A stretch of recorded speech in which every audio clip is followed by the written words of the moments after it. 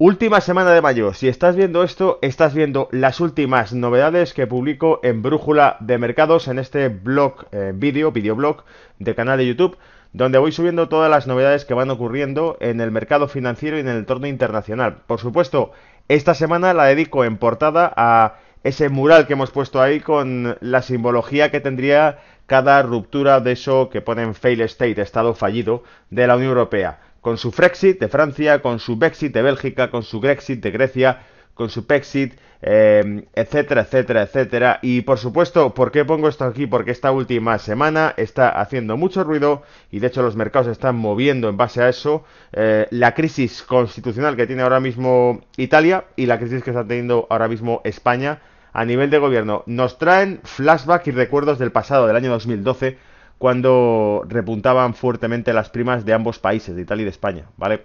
Bien, voy a avanzar y te recuerdo una vez más, si es la primera vez que ves este reporte y te gusta el contenido que voy a desarrollar durante los próximos 20-25 minutos, te invito a que te suscribas porque esto ocurre todas las semanas, así que no te lo pierdas, ¿vale?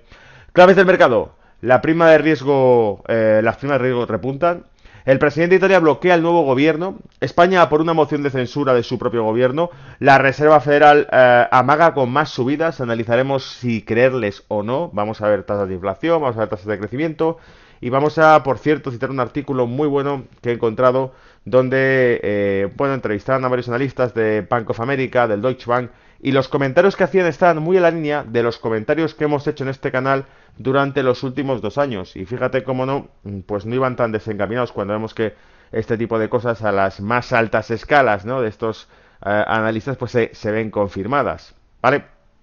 Bien, el dólar se recupera contra todo pronóstico y el Bitcoin y el oro caen ante el fénix del dólar. ¿Pero hasta cuándo? Aquí lo que voy a tratar de rescatar o aclarar va a ser por qué esa subida que estamos viendo del dólar es hasta cierto punto natural y se está acelerando ahora con la propia caída del euro. El euro y el dólar son las dos monedas más fuertes del mundo, principalmente el dólar, ¿vale? Pero claro, todo lo que no sea fortaleza en el dólar se traslada a la segunda mayor economía del mundo, que es la Unión Europea. Ese bloque económico es el área económica más grande del mundo después de Estados Unidos. Y por lo tanto, cada vez que veamos riesgo en esa segunda área económica, que son la Unión Europea, lo que hace el riesgo, lo que hace el dinero es marcharse a una zona más fuerte. ¿Cuál es la zona más fuerte después de la Unión Europea? Estados Unidos. Por eso, la debilidad del euro, la huida que hay de capital del euro, viendo que se vuelve inestable políticamente hablando las primas de riesgo de Europa, se pasa a otra zona que sea más estable. En este caso, los Estados Unidos, ¿vale? No se van a ir a otra moneda que no sea esa. Viendo además que las últimas 2 semanas subía el dólar. Pero sabemos que eso tiene caducidad, ¿vale? Y lo hemos explicado 1000 veces. Vamos a entrar en detalle ahora, ¿vale? Bien, lo primero, las primas de riesgos, una breve ilustración para que veáis cómo repuntan y para que entendamos realmente de qué se trata ese repunte.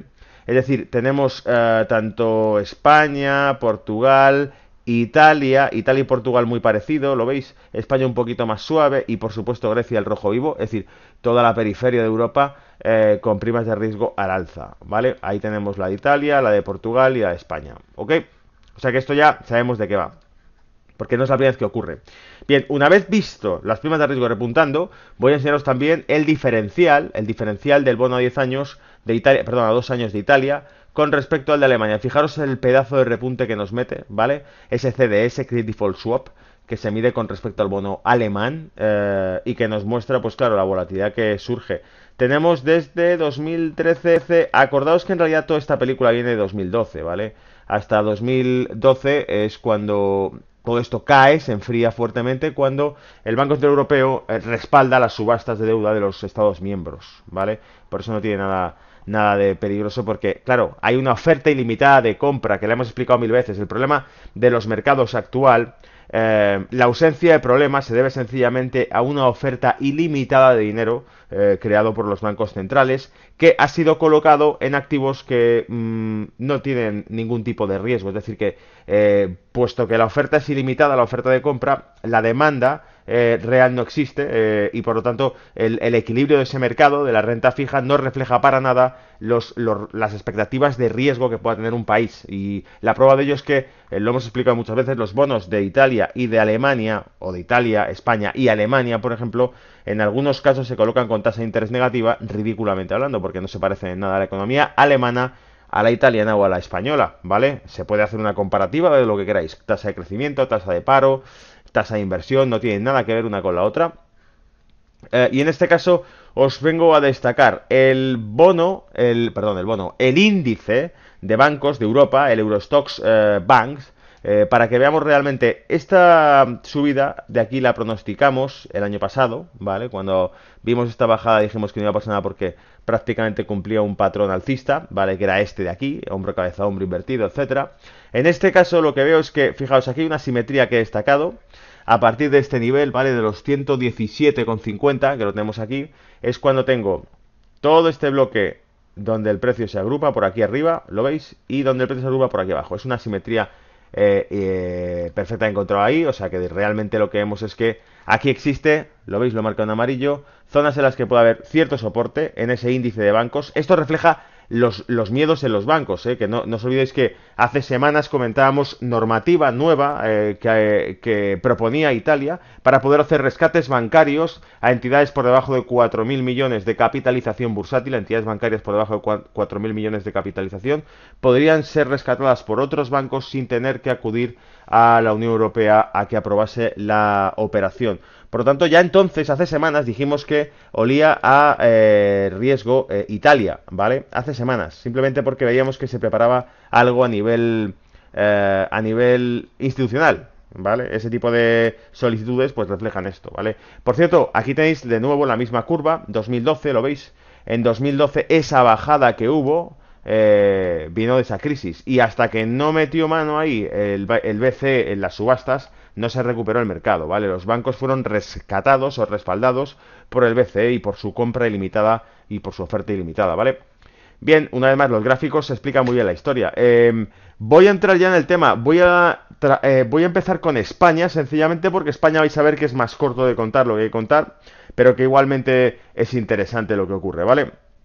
Bueno, todo esto empieza porque, imagino que lo habréis visto en las noticias, la semana pasada se anunció ya, se dictó sentencia por el tema del escándalo de Gürtel, aquella trama de corrupción que había dentro del Partido Popular y de financiación ilegal. Bueno, pues finalmente el tribunal dictaminó que efectivamente había habido financiación irregular, financiación o caja B para la financiación del Partido Popular. Se le condenó al Partido Popular, se condenó a una multa que debía pagar el partido. No os olvidéis que es el partido actual que gobierna España. Y parte de las personas que forman parte del gobierno actual, incluido el presidente Mariano Rajoy, ha sido en alguna que otra declaración de los propios implicados en la trama Gürtel, ha sido implicado en esa trama, ¿vale? Bueno, entonces, ¿a dónde vamos? A que la oposición de España lo que ha propuesto ha sido una moción de censura contra este gobierno actual. Y vamos a ver cómo se puede desarrollar esto. La moción de censura presentada por el PSOE contra Mariano Rajoy se debatirá esta semana en el Congreso de los Diputados. Así lo ha decidido la presidenta de la Cámara, Ana Pastor, quien ha establecido que la moción de censura se debata este jueves 31 de mayo y el viernes 1 de junio. Se requiere la firma de al menos una décima parte del Congreso, 35 diputados, y el nombre de un candidato a la presidencia. Se permite proponer sobre la marcha otras mociones con otros aspirantes. Y al final, para triunfar, es preciso sumar la mayoría de 176 votos, mayoría absoluta. 176, quedaros con el número, porque a partir de ahora esto es con lo que van a jugar en los mercados. Cuando estemos hablando de la crisis de España, van a hablar con el número 176, si se reúne o no ese número de candidatos, ¿vale? O ese número de votos. Pedro Sánchez ha hecho un llamamiento a todos los diputados del Congreso, incluyendo a los partidos independentistas de entrada. Tiene asegurado el apoyo sin condiciones de 67 diputados de Unidos Podemos, que es el grupo euroescéptico de España, o un grupo de izquierda euroescéptico tipo Movimiento 5 Estrellas, tipo Syriza, que sabemos que modifican o suavizan su lenguaje a medida que van ganando escaños, como es normal. Syriza ya vemos que fue doblegada en Grecia. Movimiento 5 Estrellas, ya de entrada, con lo que contemos después, con los acontecimientos que hubo el domingo por la noche, ayer por la noche, el líder del Movimiento 5 Estrellas no culpa a Bruselas, culpó sencillamente a las agencias de calificación crediticia de la decisión que ha tomado el actual presidente de Italia bloqueando el gobierno. Vale, quedaros con esa nota, porque realmente vemos que este tipo de grupos tampoco es una alternativa. Se denominen de izquierdas o se denominen de derechas, no son ningún grupo auténtico de izquierdas o de derechas, porque siguen el mandato que dictamina el gobierno central, ¿vale? O sea que es de cara a la galería, por decirlo de algún modo. Bueno, pues 67 diputados de ese partido, de Podemos, de Unidos Podemos, de los cuatro y de los cuatro de Compromís, con lo que cuentan 155 votos. Se da también por seguro el voto de Nueva Canaria, socio electoral del PSOE, que aporta un diputado y que, eso sí, no requiere que se alteren los acuerdos que llegó con el gobierno de Rajoy para los presupuestos. A partir de ahí, y una vez que Ciudadanos se ha desmarcado de la moción de censura, PSOE necesita asegurar el apoyo de los independentistas catalanes de ERC y del CAT, que suman 17 votos y que exigen, atención con esto, respeto por su presidente de la Generalitat, Quim Torra, un líder, el nuevo presidente de la Generalitat de Cataluña, que es obviamente independentista, y dice, esto por su parte ha fijado como línea esencial para votar a favor de la moción de censura que se aborde la libertad de los implicados en el proceso independentista encarcelados, el retorno de los huidos y la no criminalización del derecho de autodeterminación de Cataluña. Ya te han hecho la carta a los Reyes Magos, es decir, si el partido opositor, el Partido Socialista, que dicho sea de paso, no va a hacer absolutamente nada diferente a lo que ha hecho en el terreno económico el partido actual, el Partido Popular, porque el mejor ejemplo lo tenéis en el Partido Socialista francés, que ganó las elecciones y que tampoco hizo absolutamente nada. ¿Vale? Entonces, sabemos que eso no va a ocurrir, que no va a haber ningún cambio en el terreno económico, que va a seguir gobernado por la Unión Europea, España, en manos del Partido Socialista, así que el mercado no va a alterarse más allá de esta breve disrupción, esta breve interrupción que va a haber en el flujo de la marcha de la economía de España. Simplemente va a ser un switch, van a cambiar de uno al otro, pero van a seguir haciendo exactamente lo mismo que dicte la Unión Europea, en este caso que dictamine en la central de Bruselas, ¿vale? Bien, esto por su parte ha fijado como línea esencial para votar a favor de la moción de censura que se aborte la libertad, vale, lo hemos comentado. Así las cosas, al final de todo puede depender del PNV, del Partido Nacionalista Vasco, cuyos 5 votos ya fueron determinantes para que Rajoy sacara adelante sus presupuestos. Los nacionalistas vascos, que creen que Sánchez se ha precipitado al presentar su moción, no quieren un adelanto electoral, aunque hablarán con el aspirante socialista para saber si está dispuesto a un cambio de modelo territorial y qué medidas de regeneración va a poner en marcha. De nuevo lo mismo, para recibir el apoyo de los nacionalistas vascos, así como de los nacionalistas catalanes, le van a pedir concesiones a este partido socialista. Así que, bueno, no hay nada que nos sorprenda en el escenario de España. Un partido opositor que no plantea tampoco ningún tipo de amenaza para el establishment, que no presenta ningún tipo de cambio en la política económica para España, ahora tiene que comprar los votos a Cataluña o al País Vasco en medidas de concesiones que le hagan a ambas comunidades, ¿vale? Así de simple. Bien, eso es todo para el caso de España y no va a cambiar nada realmente, ¿vale? O bien la moción de censura no se da hacia adelante porque no puede pagar el precio político que le piden este partido opositor y lamentablemente para Pedro Sánchez, que ya se veía presidente, pues se le vuelve a caer el castillo de naipes, ¿vale? O bien, de salir adelante esa moción de censura, el que queda como presidente de gobierno es sencillamente un señor que forma parte de un partido centrista que lo que va a hacer es cumplir con lo que diga Bruselas, ¿vale?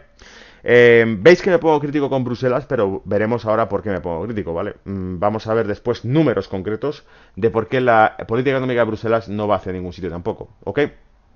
Ausencia, crisis constitucional en Italia. Aquí hablo ya del tema italiano, ¿vale? Ausencia de gobierno desde elecciones de marzo y atención, Mattarella, el presidente actual de Italia, se negó a firmar el nuevo gobierno, no hizo el nombramiento del nuevo gobierno, ¿vale? Nombrará a un tecnócrata del FMI como primer ministro, medida número 1.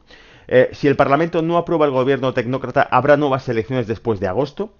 Y muy probablemente, esas nuevas elecciones reforzarán a Movimiento 5 Estrellas y a Liga Norte, a ese partido de centro-izquierda y al partido de derechas, nacionalista, ¿vale? Otra opción, se solicita en honor al artículo 62 que la Constitución italiana la destitución de Mattarella como propuesta parlamentaria, es decir, que se presente una propuesta para destituir al actual presidente de Italia, ¿vale? Pero, de nuevo, le hace falta es parecido al caso de España, ¿vale? Hace falta una mayoría para poder salir adelante de esto. Bien, yo lo que quería comentaros aquí en Brújula de Mercado, los que seguís, os formáis parte de esta familia, de este canal, lo que quería comentaros era reflexiones sobre los comentarios que hacen unos y otros dentro de Italia, porque esto no deja de ser historia. Está ocurriendo ahora, es la historia que está pasando Europa, y en las palabras de aquellos que protagonizan esa historia podemos ver qué se vive o cómo se ve desde su óptica, ¿vale?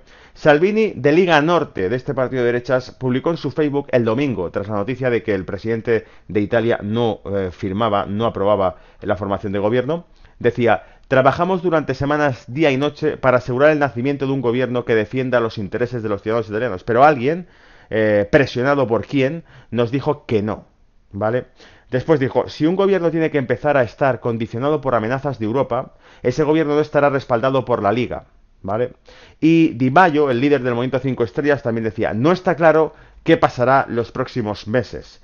Bien, los dos líderes de esa coalición política dejan claro que la incertidumbre es palpable en Italia, y que obviamente, y este en el caso de ambos dos, van a ir a por elecciones otra vez, ¿vale? Y os recuerdo, porque esto pasó justo también antes de la Segunda Guerra Mundial, la abstención de determinados partidos políticos en Europa, también contrarios a los movimientos internacionalistas, y que empezaron a convocar elecciones. No hay que olvidar que, por ejemplo, el partido nazi en Alemania ganó las elecciones. Esto nunca se dice, pero es que ganó las elecciones. Fue votado por los alemanes, ganó las elecciones, y es más, abandonando los escaños, se convocaron más de una ocasión elecciones una y otra vez, por las cuales el partido nazi conseguía cada vez más votos.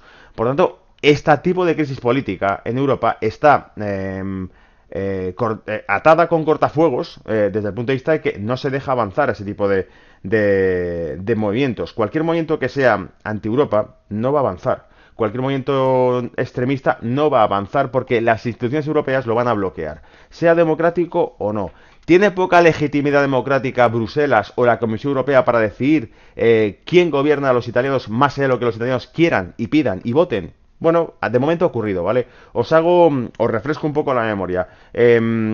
Cuando Berlusconi lideraba en Italia, fue eliminado y fue sustituido por Monti. Monti era un tecnócrata, era un comisario europeo, pero era un comisario europeo que ni siquiera había formado parte del Parlamento Europeo. Y ahí le pusieron, fue el que dirigió el Estado italiano, ¿vale? Cuando en Grecia Papandreou propuso un referéndum, como después también lo hizo Syriza, ¿vale? ¿Os acordáis? Fue sustituido, automáticamente eliminado y sustituido, ¿por qué? Por un gobierno tecnócrata en Grecia.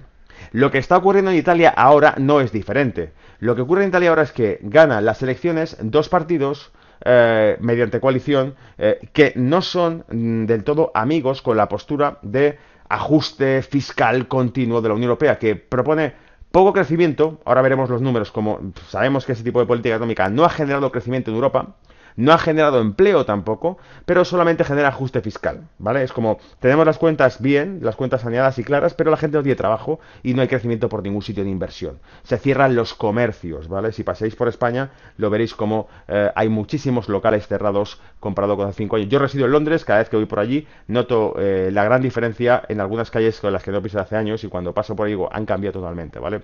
Entonces, esa es la política de Bruselas, la del ajuste económico para consolidar Europa en un bloque económico único. Que de recuperarse estas economías, obviamente no firmarían ese tipo de concesiones, ¿vale?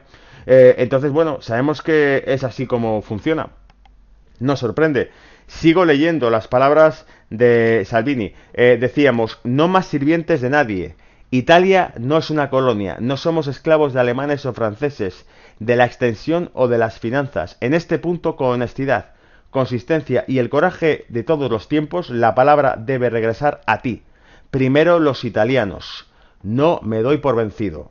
Esto lo ha copiado de eso que algunos han llamado la trampanización de Europa, como Europa en algunos puntos se está volviendo hacia Trump. Y es que, claro, el líder de Estados Unidos, de la primera economía del mundo, los que dirigen el cotarro de los mercados financieros, el líder de esa economía ha dejado claro que no baila las aguas de las políticas globalistas. Y por lo tanto Europa, que ve ese movimiento, lo que hace es sumarse a él. En este caso, el líder del grupo de Liga Norte lo que dice es italianos primero, ¿vale? Sumándose o copiando ese eslogan de Estados Unidos.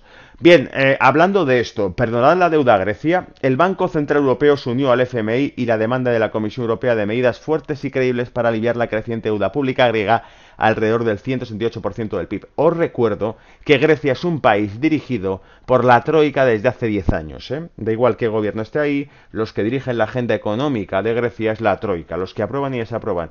El gobierno de Syriza, que ganó las elecciones en Grecia, quiso desvincularse, incluso creó un plan B para la salida del euro. Nada de eso va a funcionar porque no se sale de Europa, ¿vale? No se deja que se salga de Europa.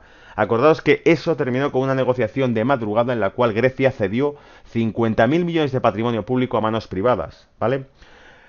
La reunión del Eurogrupo discutió el viernes 27 de abril los pilares del acuerdo final para finalizar el programa de rescate de 8 años en Grecia. El problema más controvertido será el alivio de la deuda que los acreedores han recibido para evitar los niveles de deuda insostenibles. El FMI ha sido el defensor más destacado del alivio de la deuda durante años. Al final, la Comisión también intervino en la defensa de medidas de deuda importantes. Después de años, ahora resulta que asumen que efectivamente no va a ningún sitio mantener la deuda de un país a esos niveles, ¿vale? ¿Para qué? Para impedir la quiebra de bancos. Preferimos la quiebra de estados, ¿vale? Bueno, en este caso tenemos a Grecia en la posición número 1, campeón de Europa en deuda, ahí lo tenemos, 168,60%, pero oye, también no está nada mal, ¿eh? El 20,8% de paro, ¿ok? Y una tasa de crecimiento anualizado del 1,90, 0,10 trimestral, ¿vale? Estupendo. Bueno, pues esto es la Unión Europea, ¿vale? Esto es la administración de la Troika en Grecia. 10 años, 8 años, casi 10 años, 8 años, desde 2010 hasta la actualidad, la agenda económica de Europa en manos de la Troika y este es el resultado, ¿ok? Así que, bueno, ¿habría sido mucho peor salirse de la Unión Europea? Pues no lo sé. Hace años, cuando participaba ¿cómo se llama? En Visión Global, en Intereconomía, con Manuel Tortajada, preguntaron, ¿cree usted que Alemania podría expulsar a Grecia cuando ganó Syriza, si se negase a pagar deuda y demás? Y dije, Alemania no va a expulsar a Grecia, porque si Grecia se va de la Unión Europea y se estabiliza económicamente, y eso podría ocurrir, toma posesión de su política fiscal y monetaria por sí sola y en sus intereses, si se estabilizase a nivel de empleo, a nivel de crecimiento, obviamente el fracaso de la Unión Europea sería tan evidente para el resto del mundo y para el resto de países dentro de la Unión Europea que muchos saldrían corriendo de la Unión Europea, ¿vale? España, no os olvidéis, fijaros la tasa que tenemos aquí de paro. En España o en Italia hay una tasa de paro en España que es del 16,74%, en la Italia el 11%, ¿vale? O sea que no es desdeñable. Obviamente hay un destrozo económico que no se recupera en este caso. Os saco, por cierto, la alta temporalidad laboral que existe. Lo hablaba con un amigo, con Juan, este fin de semana, y mostraba precisamente que teníamos aquí la tasa de pleno empleo en Grecia, o de full time, de empleo indefinido, en Grecia, fijaros, a los que tienen una jornada completa, como ni siquiera recupera los niveles previos a la crisis, por lo tanto la gente no tiene un empleo de jornada completa. En España tampoco lo recupera, ¿lo veis? Y en Italia, pues bueno, tampoco lo recupera. Entonces, bueno, la calidad del empleo es bastante baja. Y eso que sí, se está creando empleo, pero no, olvídate ya de tener un trabajo como el que tenías antes de la crisis, ¿vale? Eso está claro. Con esto salto a Estados Unidos y hablar de la Fed. La Fed sigue a lo suyo. Las actas de la última reunión señalan que sería apropiado dar pronto otro paso en el proceso de alzas. La Reserva Federal mantuvo la tasa de comienzos de mes. Las actas de la Reserva Federal Fed de Estados Unidos relativas al encuentro de comienzos de mes apenas dejan lugar a dudas. Habrá pronto una subida de tipos de interés. Aunque el equipo que lidera Jerome Powell decidió dejar sin cambios la tasa en la reunión de mayo, quedó claro ya entonces para todos que sería apropiado dar otro paso en el proceso de subidas, según revelan las minutas que acaban de hacerse públicas. La Fed introduce el matiz de que se subirán los tipos, comillas, siempre que la economía evolucione como se espera. Pero, de momento, no hay ninguna señal de incertidumbre en la evolución de Estados Unidos. Ahora veremos si la hay o no, ¿vale? Gráficos. En este caso, traigo gráfico de la tasa de inflación. Vemos como el 2%, ese 2% que siempre se cita, es delicado, ¿vale? Por eso cito aquí arriba siempre que la economía evolucione como se espera. El objetivo es que esto se consolide, se supere el 2%, sería magnífico. Romper el 2% de la tasa de inflación de Estados Unidos sería una noticia fuerte, habría actividad de consumo en Estados Unidos y por lo tanto la Reserva Federal seguiría con su plan, ¿vale? En cambio, el crecimiento, os recuerdo que hemos pasado de una 2.9 a un 2.3 tasa de crecimiento de Estados Unidos, por lo tanto no es tan fuerte. Y de hecho, una asignatura pendiente que tiene Donald Trump es conseguir en su mandato superar el 3% de crecimiento de los Estados Unidos, ¿vale? Así que hasta que esto no evolucione bien, esto no irá como se espera, ¿vale? Como se espera significa conquistar el 2% de tasa de inflación, incluso superarlo ligeramente, sería magnífico porque entonces pueden apretar la tasa de interés y un crecimiento obviamente que empiece a recuperarse y que se aproxime al 3% de nuevo, ¿vale? De nuevo. Así que pendientes a los próximos datos de evolución del PIB de Estados Unidos. Saco una noticia que no voy a comentar, sencillamente la podéis buscar para que veáis lo que dicen unos y lo que dicen otros. En este caso decía sabotaje económico. Esto es de Infowars, ¿vale? El diario Infowars. Ya sabéis, de Alex Jones. Sabotaje económico. La Reserva Federal amaba a Obama y ahora a propósito daña a Trump. Habla de que el endurecimiento que tiene de tipos la Reserva Federal lo hace, siguen adelante porque obviamente genera recesión o dificultad en el desarrollo económico del día a día en Estados Unidos, no solamente para la economía del día a día, sino también para los mercados. El reflejo que hay de subir los tipos hace que tu dinero dentro de la renta fija tenga mejor rendimiento, tu dinero colocado en el banco, depositado en el banco, tenga mejor rendimiento que en la propia bolsa. Cuando los tipos son muy bajos no hay incentivo para tenerlos en el banco y los llevamos a la bolsa comprando activos, ¿vale? Pues esto es así de claro. De hecho, os recuerdo que Donald Trump decía durante la campaña que la Reserva Federal no subía los tipos porque lo que no quería era subirlos con Obama siendo presidente, porque los demócratas, con la caída que provocaría en el mercado, se verían salpicados. Eso lo dijo Donald Trump, podéis buscar por ahí los tweets para que veáis exactamente con qué palabras lo dijo y veréis que efectivamente ya apuntaba él por entonces aquello, ¿vale? Bien, a ver, lo siguiente resultado, crack económico garantizado. Esto lo he traído de un artículo que publicaban en Bolsamanía que me ha encantado. Cada ciclo de subida de tipos de la Fed anticipa un gran evento financiero. Así lo afirma Michael Harler, el jefe de estrategias de inversión de Bank of America. La explosión de la supernova de liquidez, un fenómeno al que se refirió Merrill Lynch al estimar que la inyección en el sistema financiero mundial de los 5 grandes bancos centrales, excluyendo China, fue solo en 2017 de más de 3,6 trillones de dólares. El gráfico de Harner muestra que esta supernova ha sido el único motor tras uno de los mercados alcistas artificiales más largos de la historia. ¿Cuántas veces hemos dicho eso en Brújula de Mercados, verdad? Y se está desvaneciendo rápidamente. De esta forma, cuando los avances del Banco Central Mundial almacenen su punto máximo a mediados del 2018, se espera que empiece a contraerse, provocando una explosión de volatilidad. El resultado es un crash económico garantizado. La única pregunta es cuándo tendrá lugar exactamente y cómo será de grave.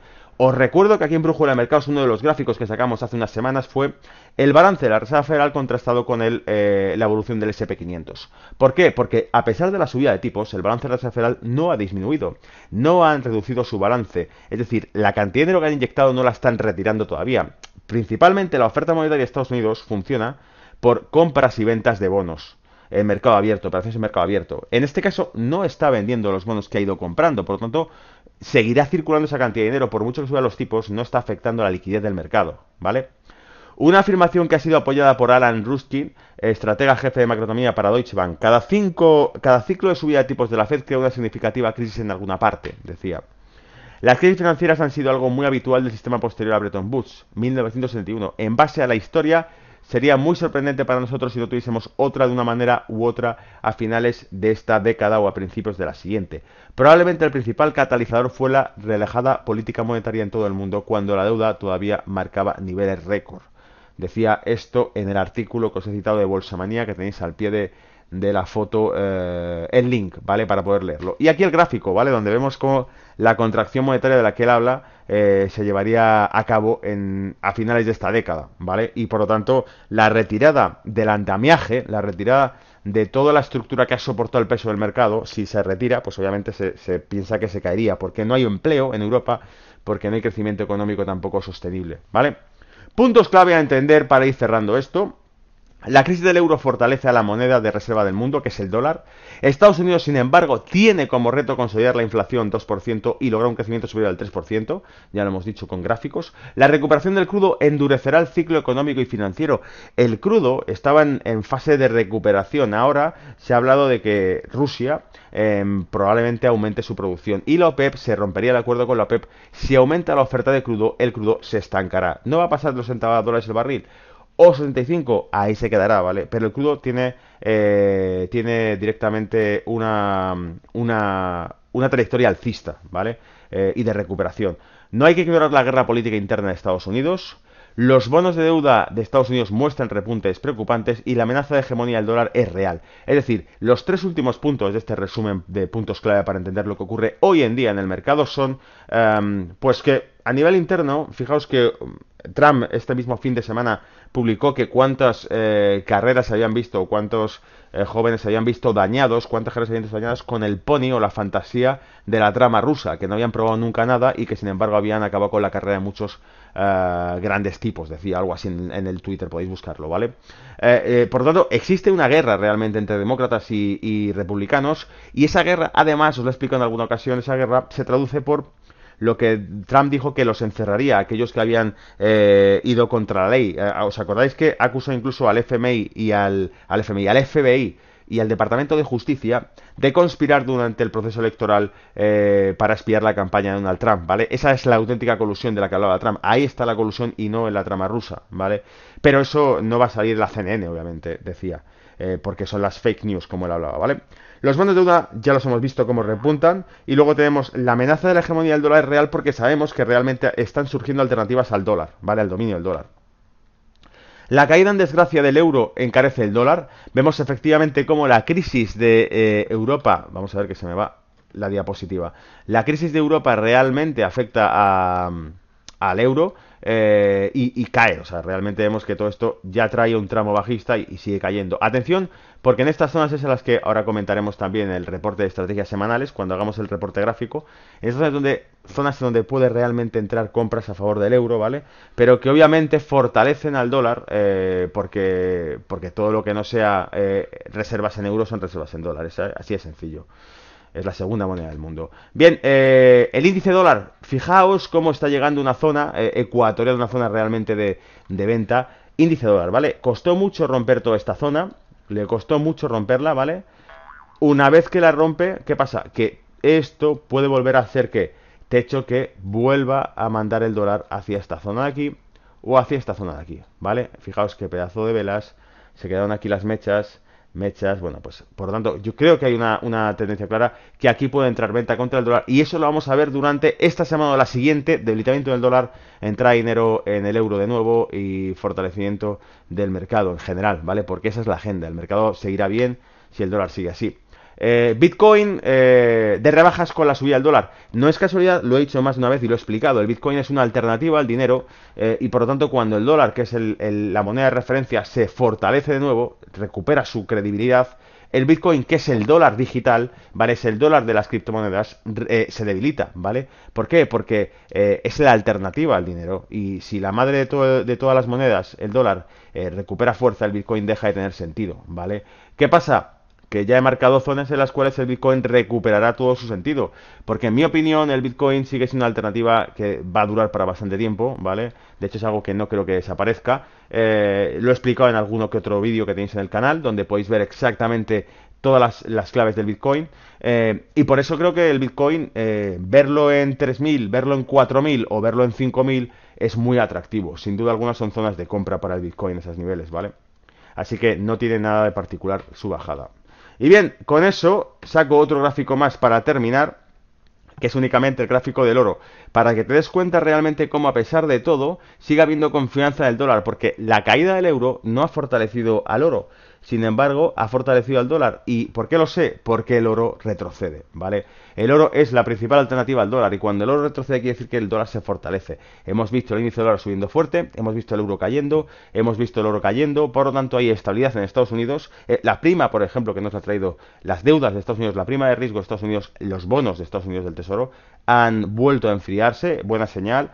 Por lo tanto, esta última semana ha jugado a favor de Estados Unidos, la confianza del mercado se ha dado la vuelta, se ha ido por Estados Unidos y ahí queda, ¿vale? Bien, os invito a que os pinchéis el vídeo de estrategias semanales para que podáis ver los reportes en gráfico, ¿vale? Un abrazo, chao.